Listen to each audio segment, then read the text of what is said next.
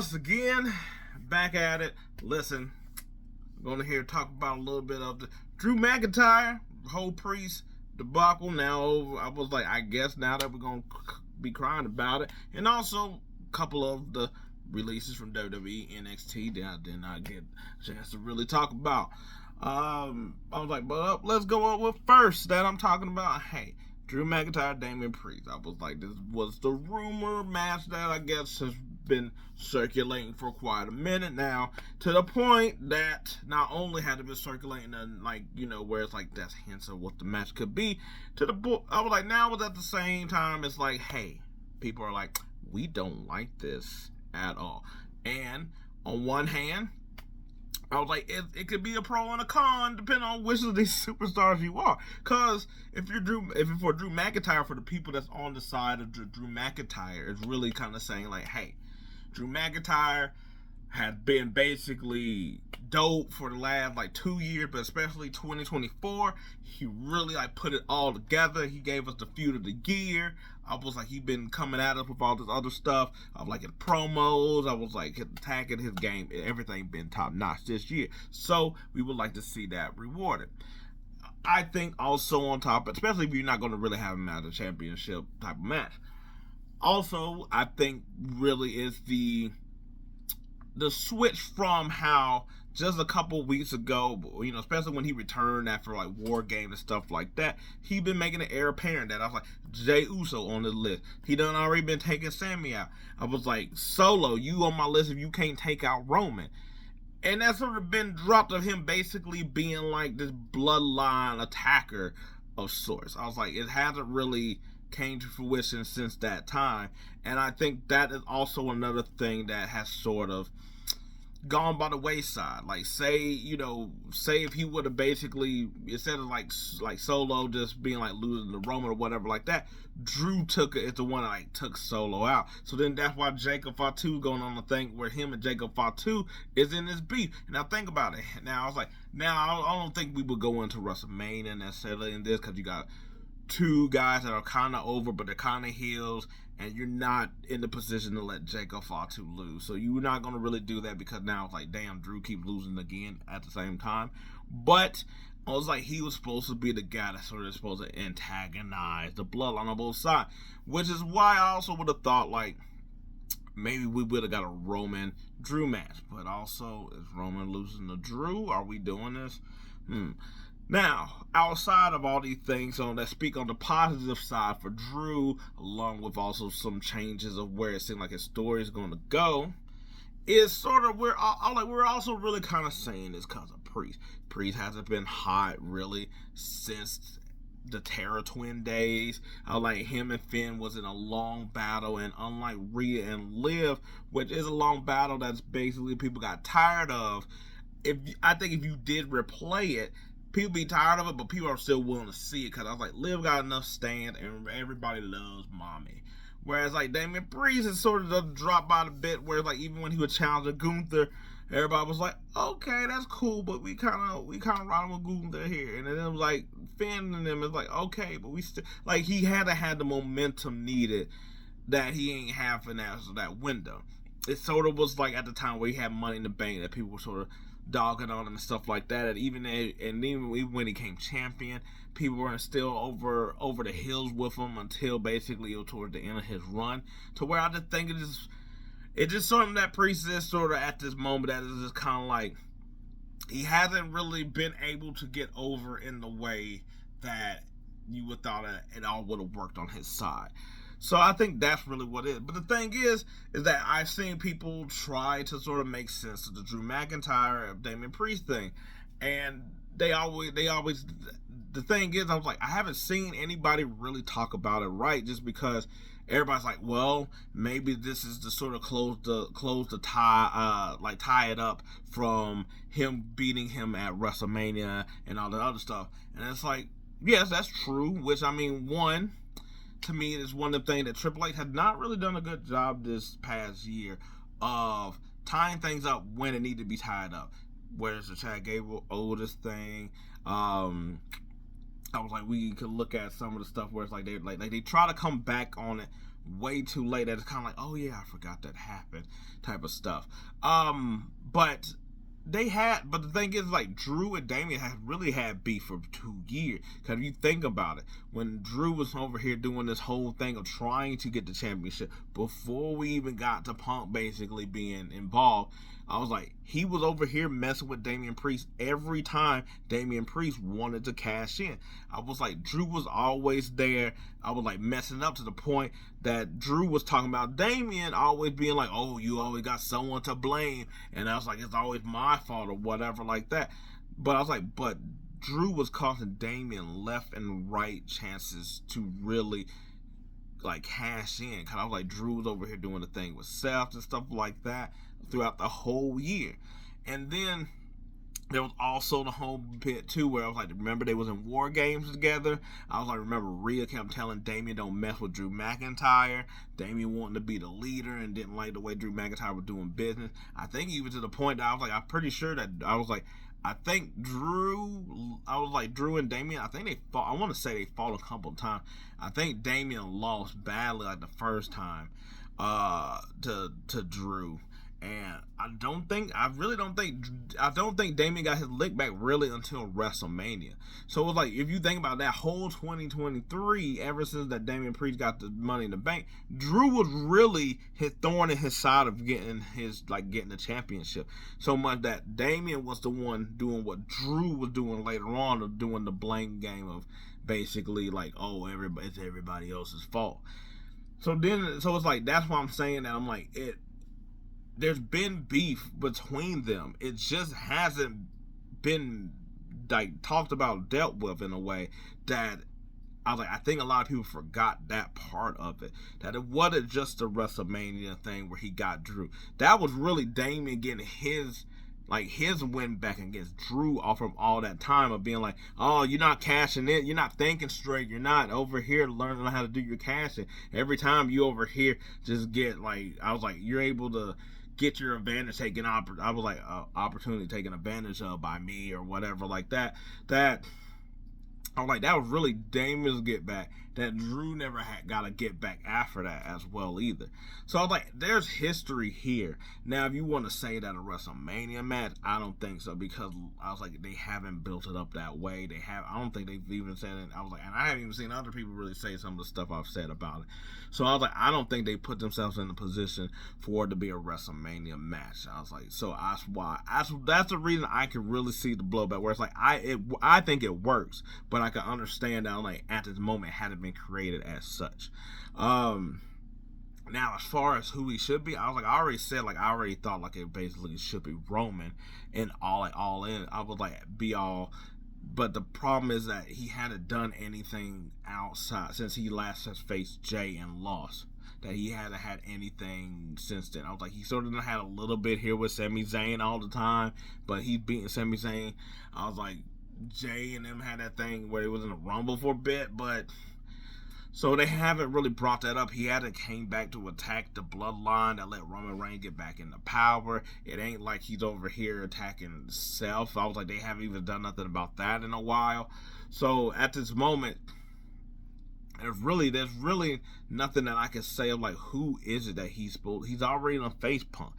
I was like, he doesn't need, him and Seth doesn't really do anything right here at this moment. So right now, I was like, Drew is really a man without a home right now for a match. I was like, I don't think there's any way he can't really squeeze his way in there. I was like, the only way they could sort of turn this tide to me is if they had Drew face Cody. That's the only. Other than that, I don't know what they do. And sort of coming off of that, I was like, this triple threat that everybody's been talking about of Roman, Seth, and CM Punk. I don't think it really does it either. Like, this is kind of one of those matches that just like, hey, let's make sure that everybody get a participation trophy. Say that 3 times fast, even though it's all one word. I was like, just because it just feels like, okay, we got to get them all in the match. They all deserve it. So how about let's put them all 3 against each other. They all got beef. There's no title involved, so it's basically just going to be like, who's the better man in this situation? it's not a match that I feel like you can have opening or whatever. Will Roman and Punk even allow that? I was like, I don't know the meaning for this match. Now, if you want, if you want to do these one-on-ones, I can see that. Roman versus CM Punk, I see that. Roman versus Seth, I see that. I was like, if you want to go back and run it back again with Rollins and Punk, I see that again. Now, I was like, Roman Punk can be in the main event.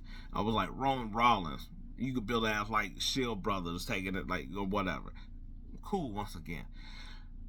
But can you really have it in the main event? Just because I'm like, Cody, you're going to have in the main event, right? You're going to. I was like, Jay has a good thing to be in the main event, and now I'm sort of saying if it's Charlotte and it's Rhea, I think they got a good claim to also main event. So, are you doing a 3-way matches to basically just appease everybody, and also Punk having the last? I was like, the match at the end. I don't know. I was like, yes, I would watch it. I think it'd be dope and it'd be cool. I was like, but I don't also know how that really just sort of it'll fine. Well, I think we'll all like it. I think it's just gonna be the build up to it will also be pretty good. I just don't think it's gonna make any sense, to be honest. I just think that it's just gonna just be there, but it's gonna be like one of them cool things that you just sort of program like it was 2K or something. But I don't know how much of sense it really will make in the total end of things. And I was sort of saying earlier, I do think that if that is involved, I was like, what do we have as the main event? Just because I was like, say we get Cody Cena, Jey Uso Gunther. I was like, Charlotte. I was like, Cody Cena, it would main event because Cody got the main title, as everybody wants to say in this aspect, because I was like, he's the main superstar versus Cena. I really wouldn't want that as my main event, but it is what it is. But I was like, but would you have Jey Uso win at the very beginning and people yeet that whole time? I was like, while I do think that it would be a cool way to end the night, and I was like, I could see them having Jey Uso at the beginning. I was like, just because I was like, people are going to yeet and all that other stuff. But I was like, I think it's better at the end, just because after a long WrestleMania, I was like, you're tired. And who is the only one that's going to basically get the people on their feet still at the end? It's going to be Jey Uso. You're going to be tired from watching all day or being there all day for WrestleMania. And he's still going to be able to get a live crowd to yeet for however long he decides to do so. So, that's sort of how I'm thinking about a lot of this stuff. Like what is it? Like, what is it? Business-wise, money-wise, optic-wise, all this other stuff. I was like, for those that, basically it's like, oh, the women don't get a chance to main event and stuff like that. And while I do agree, while at the same time being able to hold the same opinion that, hey, storylines and stuff like that matters, and I was like, yes, creative can be pumped into something, but there's something that are just so over that it's like, hey, I was like, it's a hard mix. It's a hard bag to balance. I think that Triple H is always in a hard decision with some of this.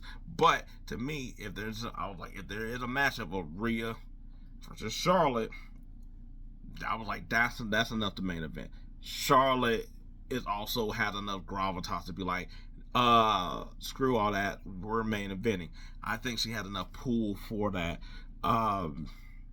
So I was like, I could see that one main event if that's the matchup. If it's Tiffany versus Charlotte, I don't think that's enough pull there, because I was like, at least because Rhea got enough juice on her end. Yeah, and I was like, yeah, and definitely if it's a Rhea Bianca, I think that has enough juice if that was, say, the Elimination Chamber whole thing. Now let's go to some of these these releases and things like that. Of course, WWE had a few of their releases, and I had a couple of things with people on the internet, of course, because that's where all this stuff, where everything comes from, about some of these people. And I was like, I do think that some of these I don't think they make sense. And I don't think that, and I think that it sort of spells a little bit of trouble in some things. The reason I say that is like, okay, outside of Cedric Alexander, I was like, I actually think that I think that he was the only one that I found that was okay. Mainly because he's been there for so long. I was like, outside of the Hurt business, he really never got a chance. He never got a run. I was like, he wasn't really doing anything. I was like, let the bet go, and let him go off. I think that's sort of a good thing to do. Like, like in other sport where it's kind of like, hey, you've been solid on the squad. I'm gonna let you go ahead and leave right now so you can have your pickings. Like for instance, like NFL free agent about to come up. So I was like, if you got a veteran right now, and just like go ahead, release them now, so they ain't gotta wait for the window. They can already sign. It's a courteous thing to sort of do. Where it's like, I know it always could look bad of getting fired or released, but I was like, it's not always a bad thing. I think he is somebody that could go on TNA. I don't know if I know there was like the whole thing with Big Swole on AEW, so I was like, maybe that how that thing situated, because I was like, otherwise, of course, if he goes there, he's going to probably join up with the Hurt Syndicate, which I think would be great. But I was like, if he goes to TNA, I was like, he could probably go over there, do some stuff like how he used to do with Mustafa Ali.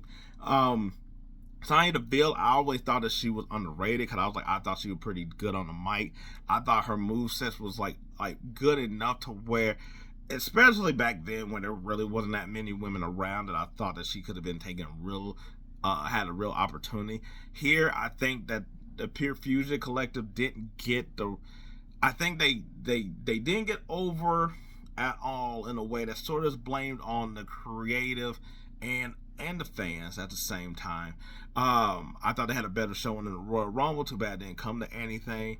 But I always thought that, I was like, she can be a good mid-card champion. I thought early on when the talent was a little different, that I was like, she could be a women's champion because there wasn't that many pickings. But here, I was like, she would have to really be built up. But I was like, but to me, with some of these things, I'm like, why don't you just like, Zoe Shayna, give him the tag title, give this, I was like, Sonya the Intercontinental, and just sort of have him run them up for a minute. But she never got used. I was like, in a way. But I thought she had pretty good talent that was sort of wasted. Blair Davenport, they didn't even give her an opportunity, which I feel like I was like, and this is where I sort of had a thing with the people online, where they were just like, oh, like with her and Sonya and stuff like that, it's like, oh, the talent's coming up, they gotta like make room and stuff like that. And I was like, that talent's not coming up for like another 2 years. Like, we're gonna probably get Roxanne this year. I was like, Lash Legend, and maybe Jada Parker and Cora Jade, maybe those two. So that was like, that 4. But I was like, you're still pretty thin in that mid tier. Like, yeah, it is a lot of women, but it's not really a lot of women that's built up that had. I was like, I do understand that. I was like, something with Blair, I'm like, all right, cool. But I was like, y'all didn't use her at all when the women's event was floundering. I was like, when there was like something where it's like, just throw her in there. So I was like, that's why it's sort of like, I don't know how it's going to be. But also, I was like, you're getting rid of these women at a time where it's like, cool, if you're whatever stupid budget cut you're doing, whatever. But I was like, for people to make it's like, oh, we need these for roster moves. I'm like, you're not getting enough roster to really do anything with. I was like, they still had a prominent role there. Just sort of the same way with AOP. I'm like, the tag division sucks. They could have basically came in there, run them up, been some monster heels or whatever. I was like, but you don't really do anything with them at all. I was like, oh, okay, you could at least separate them from Karrion Kross and stuff. Paul Ellering doesn't make sense when you got Scarlett, who doesn't really say much, and I was like, Kross talking all the much. So that didn't make, and I was like, that doesn't make sense in that regard. But I was like, they were useful. I was like, so I don't know where they go. I was like,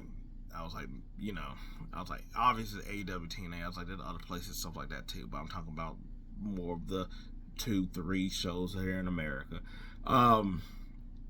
Then I was like, so then we go to the AEW side. We all like, Rick Starks already showed up in NXT. I was like, that was good. I was like, I'm glad that he went there as well too. I was like, I'm fine with that.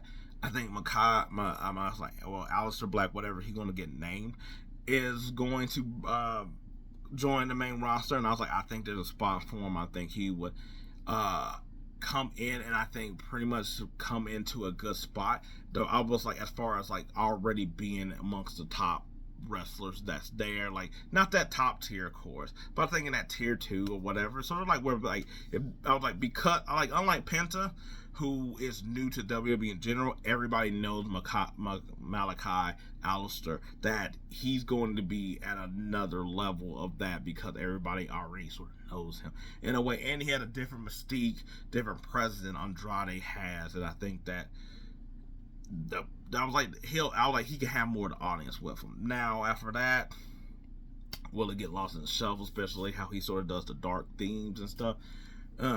And then there's Miro, and I don't know where to really go with this one. I'm not gonna lie, I was like, I eventually started like Rusev Day, but I was never been a Rusev fan.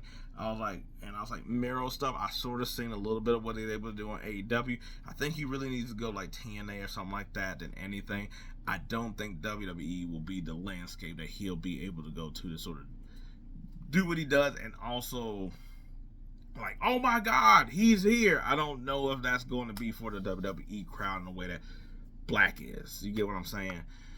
It's a little bit more difficult in that sense. Yeah, I was like, somebody like Sonya, I was like, I think TNA would probably be the better choice than AEW, just because I was like, they're still figuring out stuff there. But at least I was like, because the thing is, it's a name that you'll come over, and then. So I was like TNA, but just lost Jordan Grace. Hey, they can use some more women. I was like, y'all will use more women over there, and I was like, TNA does sort of seem like a chance of, if you need to revitalize your career, and they already got a partnership with WWE anyway, then I was like, you go over there, and they actually seem to be like, all right, cool. They let you actually spend. Look at Nick Nemeth, Ali. I was like Ash or Dana Brooke.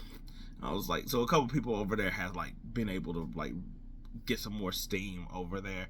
I was like, I already talked about Cedric Alexander. I was like, AOP, Blair Davenport. I ain't seen enough for her to really know where she would fit, to be honest.